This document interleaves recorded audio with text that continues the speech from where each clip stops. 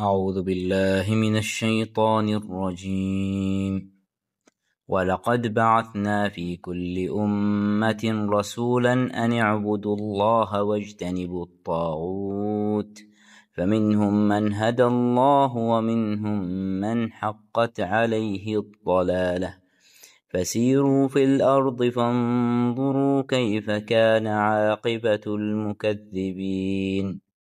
إن تحرص على هداهم فإن الله لا يهدي من يضل وما لهم من ناصرين.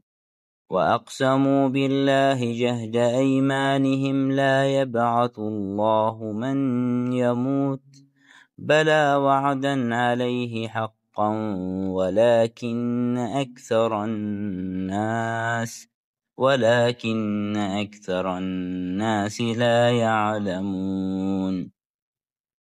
ليبين لهم الذين يختلفون فيه وليعلم الذين كفروا أنهم كانوا كاذبين.